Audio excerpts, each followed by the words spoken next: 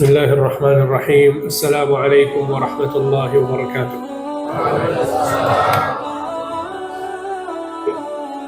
Alhamdulillah wassalatu wassalamu ala Rasulillah wa ala alihi wa ashabihi wa mawalah.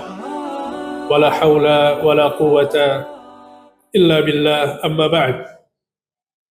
Para hadirin dan hadirat yang dimuliakan Allah Subhanahu wa taala, kita menyadari bahwa bulan Ramadan adalah bulan untuk beramal, sehingga kita berjuang sekuat tenaga kita untuk melakukan amalan-amalan terbaik yang dianjurkan oleh Allah dalam Al-Quran dan juga yang dianjurkan oleh Nabi Sallallahu Alaihi Wasallam dalam sunnah-sunnahnya. Sehingga ketahuilah bahwa di antara amalan yang agung, yang mulia di sisi Allah adalah pada saat seseorang menyambung tali silaturahmi. Silaturahim artinya menyambung hubungan kekerabatan. Dinamakan rahim karena orang yang kita sambung kekerabatannya adalah orang yang pernah satu rahim dengan kita. Sehingga masuk dalam kategori silaturahmi adalah pada saat kita berkunjung kepada kakak kita atau kepada adik kita. Dan termasuk juga bagian dari silaturahmi adalah pada saat kita mengunjungi orang tua kita tentunya. Dan itu adalah bagian dari birrul walidain. Tingkatan yang paling tinggi dari silaturahmi. Kemudian juga kata para ulama, termasuk dari bagian silaturahmi adalah pada saat seseorang mengunjungi saudara dan saudari ayah dan juga saudara dan saudari ibu. Ya, begitu juga nenek dan kakek jika masih ada. Selebihnya hukumnya sunnah. Akan tapi tadi yang kita sebutkan adalah hukumnya wajib untuk disambung. Jadi siapa saja? Ayah dan ibu, kakak adik, ya, kemudian saudara dan saudari, ayah dan ibu, kemudian kakek nenek dari ayah dan dari ibu. Ini adalah rahim yang harus kita sambung. Lebih dari itu, seperti sepupu misalnya, atau sepupu orang tua kita, ya, atau anak-anak dari sepupu orang tua kita, maka jika kita sambung, hukumnya sunnah. Akan tapi yang wajib adalah sebagaimana yang tadi dijelaskan. Bagaimana caranya seseorang menyambung tali silaturahmi?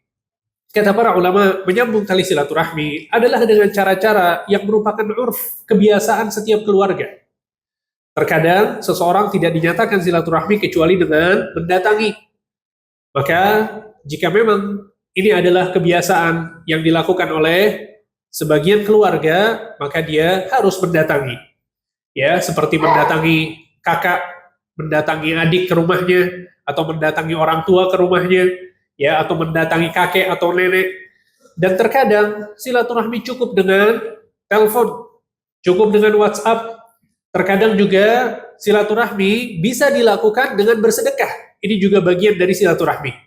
Kalau kemudian kita merasa bahwa ada orang-orang yang memiliki hak untuk kita sambung tali silaturahmi dengannya, tapi kita belum bisa datang kepadanya, kita juga merasa bahwa sudah terlalu lama kita tidak, ya, lost kontak, maka boleh ditelepon dan boleh juga kita mengirimkan hadiah kepadanya. Ini juga bagian dari silaturahmi.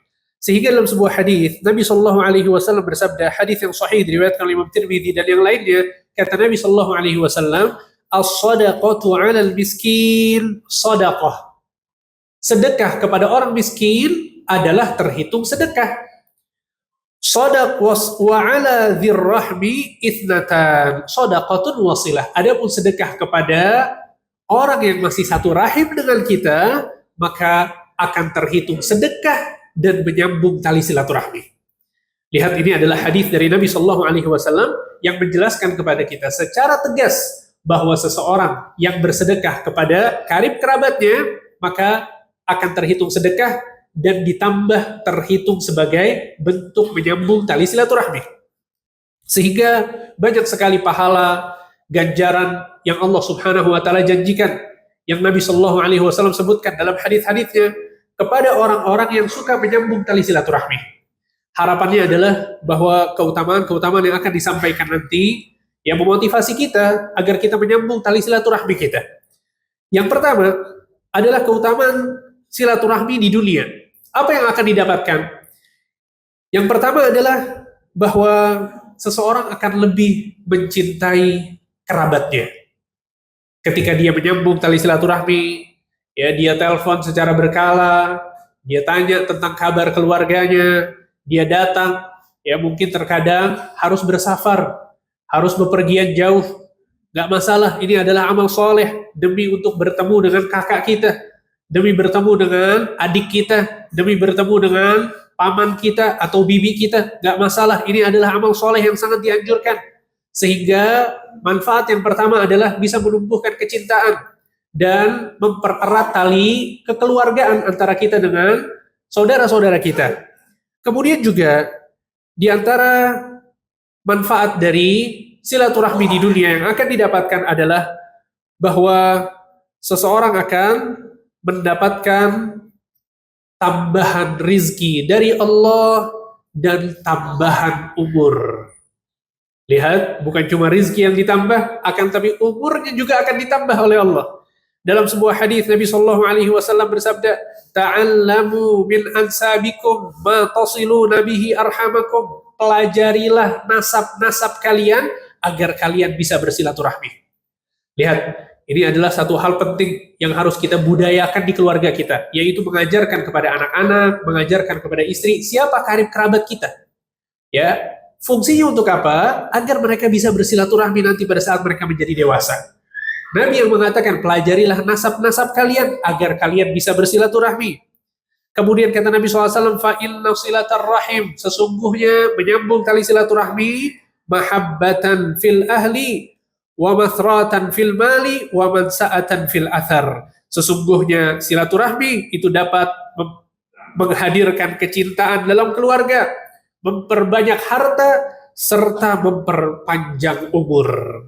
Bahkan dalam hadis lain, Nabi SAW menegaskan, man ahabba an yubsatalahu fi rizqih, wa yunsa'alahu fi atharih, falyasil rahimah. Barang siapa yang mau diluaskan rizkinya dan ditambahkan umurnya, maka hendaknya dia menyambung tali silaturahmi. Subhanallah, lihat, rizki adalah sesuatu yang kita cari setiap hari. Setiap hari kita bekerja, bahkan sebagian orang memiliki target-target tertentu untuk mendapatkan rizki, mendapatkan harta. Ya maka ternyata di sini Nabi mengatakan di antara cara kita mendapatkan rizki yang berlebih adalah dengan menyambung tali silaturahmi. Mungkin harus ada modal yang keluar. Ya pada saat kita harus bersafar, mungkin kita harus beli tiket pesawat, mungkin kita harus ya naik mobil ya dengan perjalanan yang jauh. Ya harus ada modal, isi bensin dan lain sebagainya. Ya maka ini balasannya dari Allah Subhanahu wa Ta'ala. Akan diluaskan rizki dan dipanjangkan umur. Apa maksud dari dipanjangkan umur? Kata para ulama, ada dua tafsiran dipanjangkan umur. Yang pertama adalah umurnya ditambah. Yang seharusnya umurnya 60 tahun ditambah jadi 70 tahun. Yang harusnya 70 ditambah mungkin jadi 71, 72, intinya ditambah. Ada lagi sebagian ulama menafsirkan makna ditambahkan umur bahwa Allah akan memberikan keberkahan pada umurnya. Mungkin umurnya cuma 40 tahun atau 50 tahun, akan tapi dia bisa melakukan pencapaian-pencapaian yang tidak bisa dilakukan oleh orang yang berumur 80 tahun atau 90 tahun. Ya sehingga diberkahi, waktunya diberkahi, umurnya diberkahi, sehingga ini adalah ya manfaat dan juga kebaikan yang dijanjikan oleh Rasulullah SAW untuk seseorang yang menyambung tali silaturahmi. Adapun keutamaan silaturahmi di akhirat, maka Allah Subhanahu wa Ta'ala akan memasukkan surga orang-orang yang suka menyambung tali silaturahmi. Nabi Shallallahu Alaihi Wasallam ketika masuk ke kota Madinah, Abdullah bin Salam, seorang sahabat yang mulia, mengatakan, sesungguhnya perkataan pertama yang aku dengar dari Nabi ketika beliau sampai di Madinah adalah, ya ayuhan nas, wahai manusia, afshus salam, sebarkanlah salam, wa at'imut ta'am, berikanlah makanan kepada orang lain, wasilul arham, sambunglah tali silaturahmi, wasallu bil laili wan nasu niyam, salatlah di malam hari pada saat orang-orang sedang tidur, tadkhulul jannata bisalam, niscaya kalian akan masuk surga dengan selamat. Sehingga ini adalah balasan yang akan didapatkan oleh seseorang yang rajin silaturahmi. Silahkan sambung ya hubungan kita dengan saudara-saudari kita, hubungan kita dengan paman, dengan bibi kita, apalagi dengan orang tua, itu adalah sebaik-baik silaturahmi karena masuk dalam kategori birrul walidain. Kemudian yang terakhir, kita tutup dengan ini. Apa ancaman untuk orang yang tidak mau silaturahmi? Sebagian orang subhanallah mungkin karena ada konflik yang terjadi atau perselisihan yang terjadi, akhirnya dia nggak mau ketemu lagi sama saudaranya, nggak mau lagi dia ke rumah pamannya, nggak mau lagi datang ke rumah bibinya. Kenapa? Karena ada konflik dan yang lain sebagainya. Maka ketahuilah bahwa Allah subhanahu wa ta'ala mengancam dengan ancaman yang keras orang-orang yang memutus tali silaturahmi. Di antaranya dalam sebuah hadis Nabi SAW mengatakan, Inna a'mala bani Adam tu'radu kullu khamisin laylatal jum'ah fala yuqbal amalu qati'ir rahim. Sesungguhnya amalan-amalan anak Adam itu diperlihatkan kepada Allah setiap hari Kamis malam Jumat, kata Nabi. Dan yang memutus tali silaturahmi, amalannya tidak diangkat kepada Allah. Lihat, ini adalah ancaman yang sangat keras. Kemudian dalam hadis lain, Nabi Shallallahu Alaihi Wasallam mengatakan, "Ma min dzambin ajdaru an yu'ajjalallahu li sahibihi al-'uqubata fid dunya, ma'a ma yaddakhiruhu lahu fil akhirah min al-baghi wa qati'atir rahim." Tidak ada satu dosa pun, kata Nabi, yang lebih pantas hukumannya untuk disegerakan di dunia sebelum akhirat. Bayangkan, ini ancaman keras. Jadi dosa-dosa biasanya itu diundur. Diazabnya kapan? Ancamannya adalah di akhirat. Kata Nabi, ada dosa yang disegerakan hukumannya di dunia. Yaitu, kata Nabi, minal baghi wa qati'atir rahim. Zalim sama orang lain dan memutus tali silaturahmi. Lihat, ternyata ancamannya sangat keras. Dan ancaman yang paling berbahaya dari apa yang disampaikan oleh Nabi Shallallahu Alaihi Wasallam adalah sabda beliau Shallallahu Alaihi Wasallam, la yadkhulul jannata qati'ur rahim.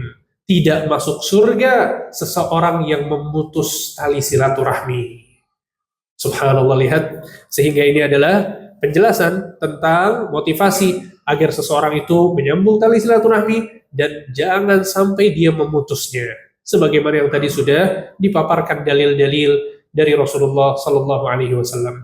Semoga apa yang disampaikan bermanfaat dan memotivasi kita semua agar senantiasa melaksanakan silaturahmi. Wassallallahu ala nabiyina Muhammad wa ala alihi wa sahbihi ajma'in. Kita tutup dengan doa kafaratul majlis. Subhanakallahumma wa bihamdika asyhadu an la ilaha illa anta astaghfiruka wa atubu ilaik.